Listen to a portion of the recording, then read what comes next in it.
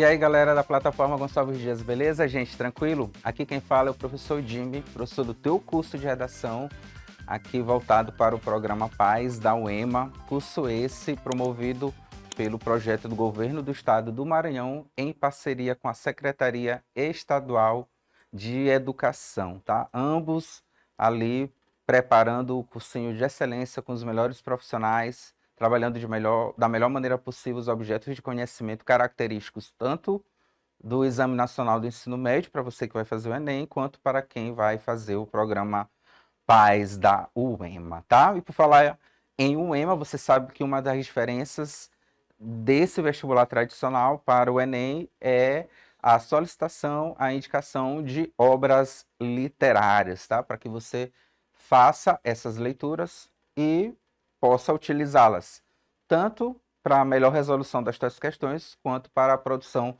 do texto dissertativo argumentativo, tá? Já tem vídeo aqui na plataforma Gonçalves Dias sobre Romanceiro da Inconfidência, sobre Casa de Pensão, e agora Manuezão e Miguelim, obra de João Guimarães Rosa, né? Ou Guimarães Rosa, tá? Lembrando que você pode acessar o nosso material em PDF no link que segue aqui abaixo, tá? Sempre te peço e sugiro que você vá além das aulas aqui do vídeo, beleza, gente? Tranquilo? Então, vem aqui comigo, tá? Manuelzão e Miguelim, tá? Então, a gente vai aqui fazer uma ruptura, né? Vamos fazer aqui uma divisão, essa é a melhor palavra, até.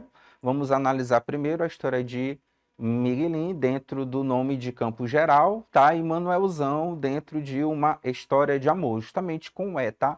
É história de amor. Então vocês vão perceber que elas são histórias, são obras que se complementam, né? De uma forma geral, tá? Elas vão apresentar perspectivas distintas, perspectivas diferentes que vão se complementar, tá bom? Uma visão de um jovem, de um garoto mais inocente, e depois de uma pessoa com mais idade, uma pessoa mais experiente, tá bom? Então são dois personagens que vão compor dois livros mais conhecidos de Guimarães Rosa, tá? Beleza? Então, vamos lá. Então, logo de início, nós temos a questão ali do isolamento, né? Esse isolamento é promovido por um personagem chamado Terês, tá? Então, o garoto Miguelim, lembra que Miguelim é o garoto e Manuelzão, até pela nomenclatura você percebe que, né, o Manuelzão é uma pessoa mais experiente, tá bom? Então, o Miguelim é levado pelo tio Terês para ser crismado. Então, ali uma ruptura, né? Uma criança ali que é levada aos 8 anos de idade, ele sai pela primeira vez da terra, onde ele foi ali criado, onde ele brincou, onde ele teve alguns relacionamentos interpessoais, obviamente, tá? Onde ele construiu algumas relações. E aí vai sair para uma terra que a sua própria mãe considera uma terra não muito atrativa para o Miguelinho, uma terra mais hostil, não é? Uma terra popularmente chamada aqui pela personagem, né? A mãe do garoto, de feia, né? Porém, pelo fato do garoto ter saído de casa, estar passeando, ainda mais com seu tio, né, Terês, né, tio esse que fazia com que Miguelim tivesse uma grande admiração, nutrisse um grande afeto por ele, né, então o garoto estava ali muito alegre, muito feliz por estar na companhia do tio, certo?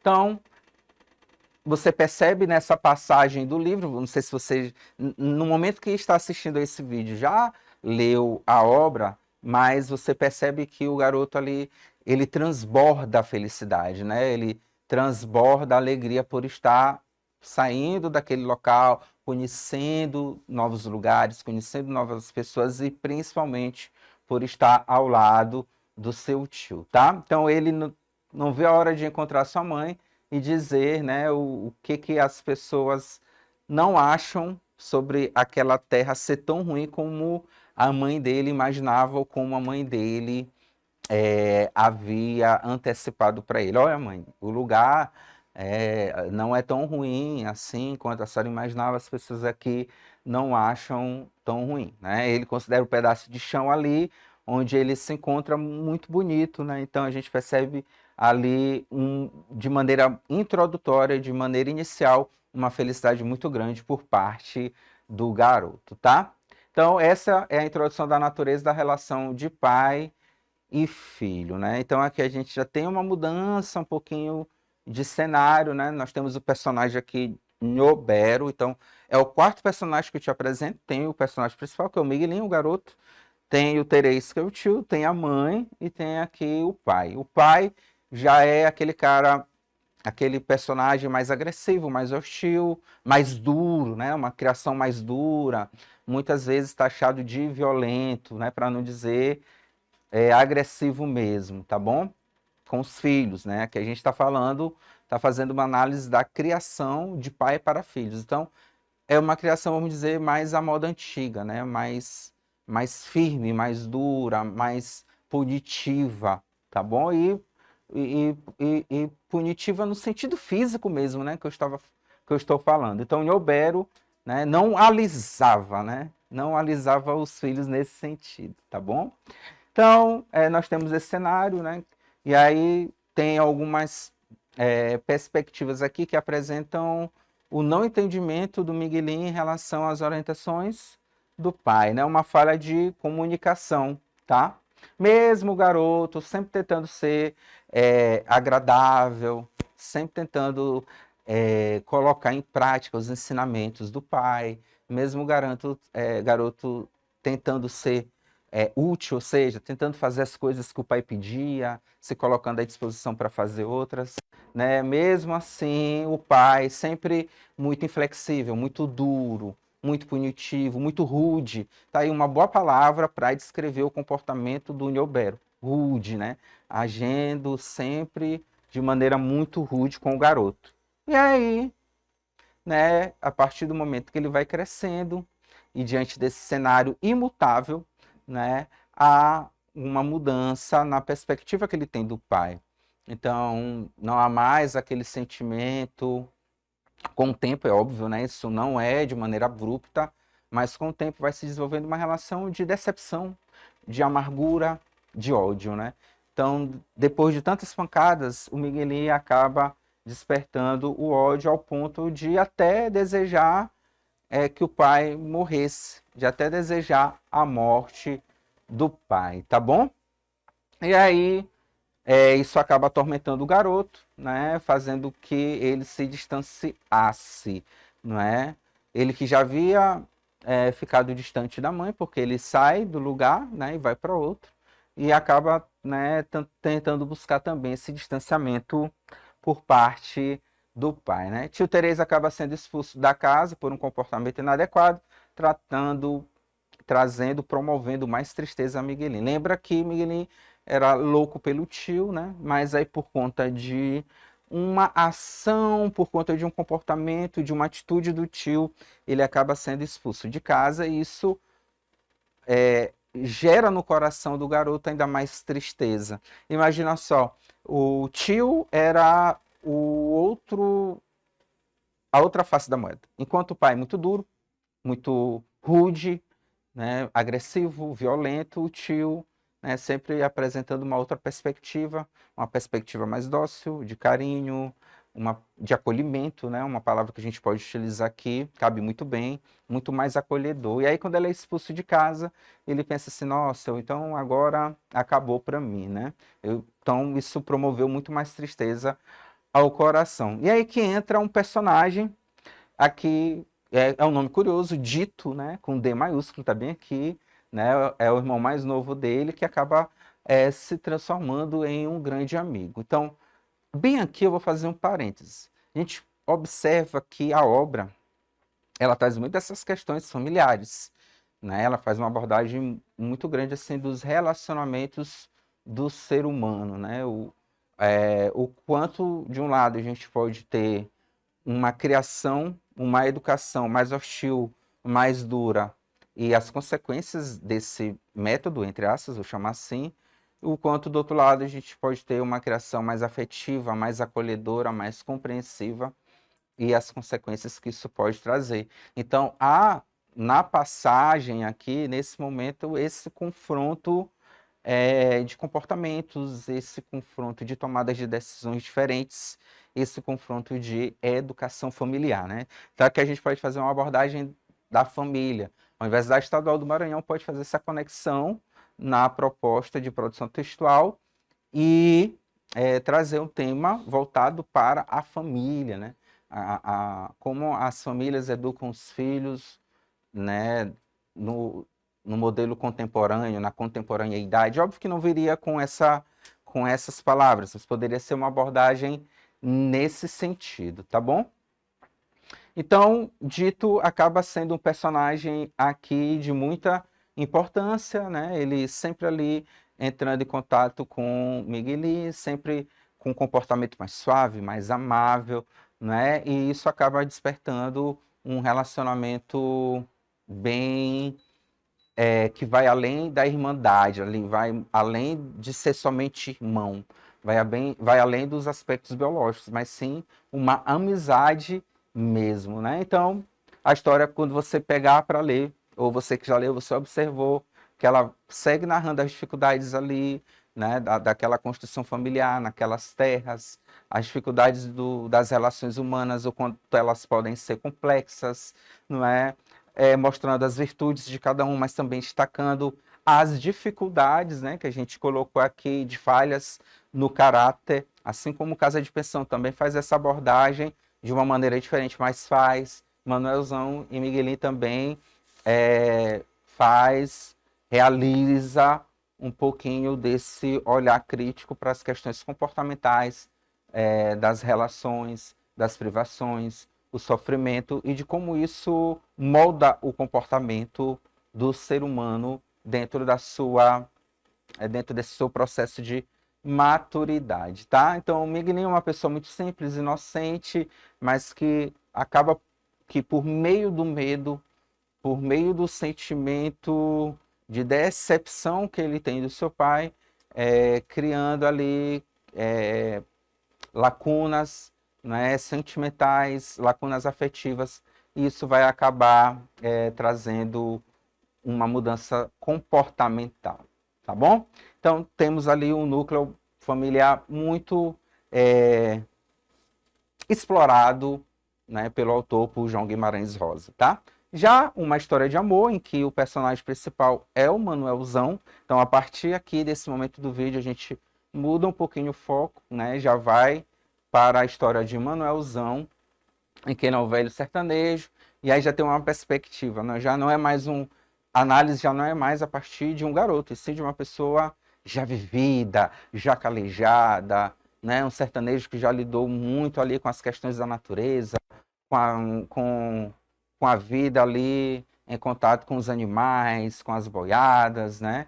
Ele tá ali cansado, já tem ali no começo da história o pedido dele para construir uma pequena capela ali perto da região onde ele mora, ali perto da sua casa, né? Então, como ele já está ali no final da vida, o autor demonstra por meio desse personagem o poder da reflexão, né? Porque é um personagem, o Manuelzão, que reflete muito sobre os dias que virão, né, a partir de tudo aquilo que ele viveu, né, aquilo que ele fez, o que ele deixou de fazer, lida com esses sentimentos, né, de frustração, assim como as decisões que ele tomou, tá? Então ele sente o peso da idade, não tem mais a certeza se conseguirá realizar mais mais um trajeto, vou chamar assim, mais uma trajetória ali, ele sertanejo com a sua companhia que é a boiada, né? Então ele já está se sentindo fraco, calejado, desgastado pelo tempo.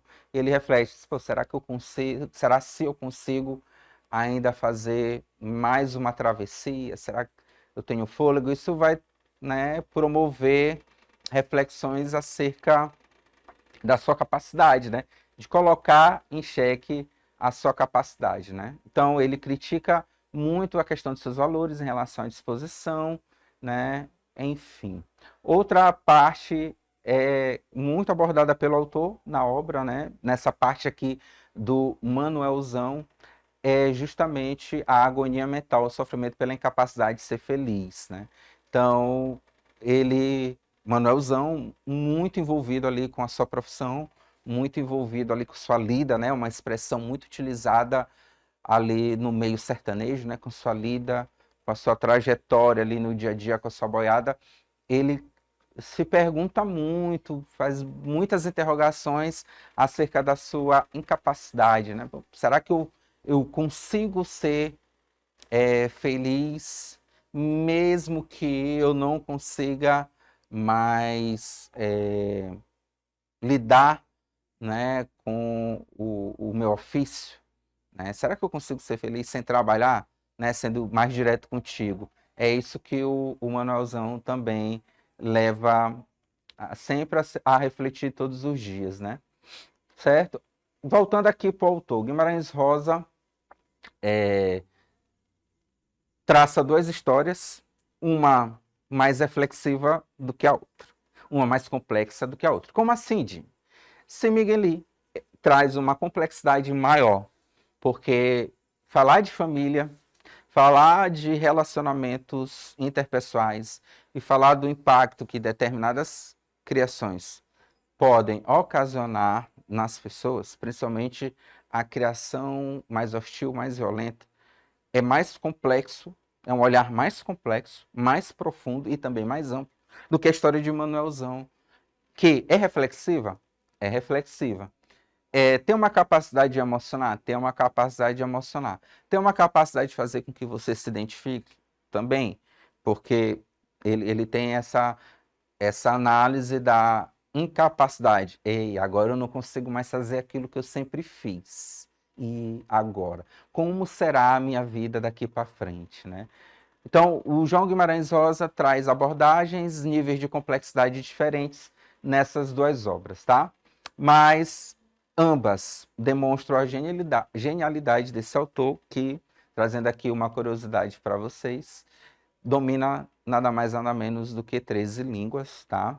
Então, ali junto com Machado de Assis, é um representante da língua portuguesa, um representante da nossa literatura que domina a palavra como ninguém, né? E ele consegue, principalmente em Manuelzão, mesmo com seu nível, né, de erudicidade, mesmo com o seu vasto nível culto, consegue escrever com uma simplicidade.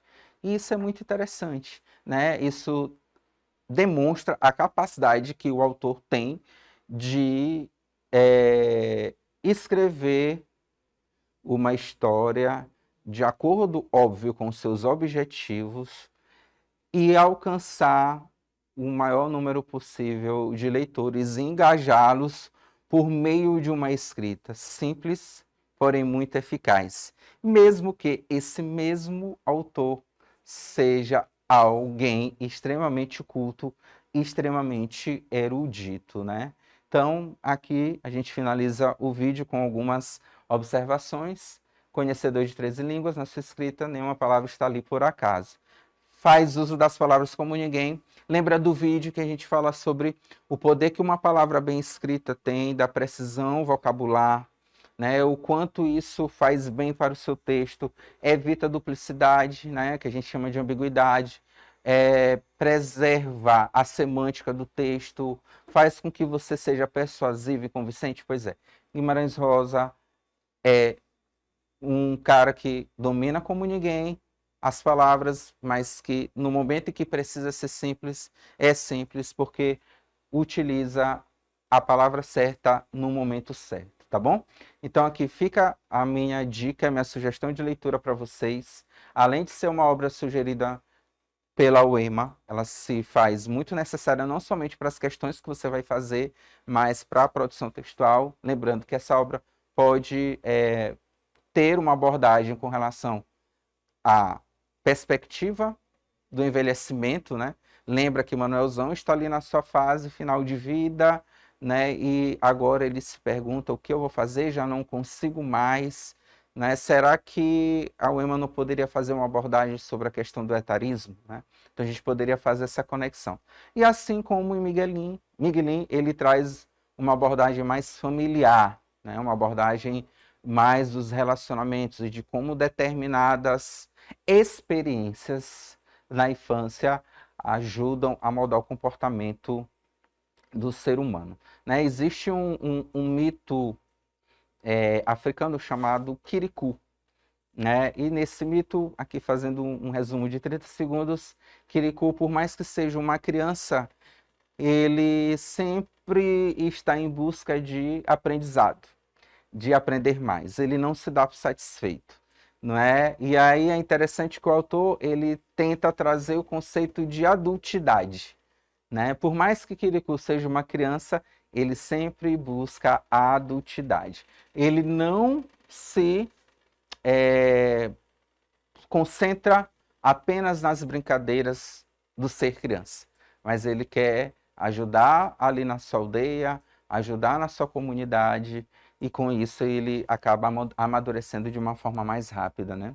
E no processo de Miguelin, quem lê a obra vai perceber que essas experiências fazem com que ele amadureça de uma determinada forma que talvez não fosse a forma mais esperada, por conta da criação do pai, que era uma criação extremamente severa, extremamente hostil, extremamente punitiva. Beleza? Então, lê essa obra, ela pode fazer a diferença na tua pontuação, ela pode fazer a diferença na tua nota na redação. Beleza, gente? Valendo o vídeo, acesse o nosso material em PDF aqui no link, tá bom? Eu vou ficando por aqui, espero que você tenha gostado da aula, tenha gostado do vídeo, tá bom? Forte abraço, bons estudos e até a próxima, pessoal. Tchau, tchau.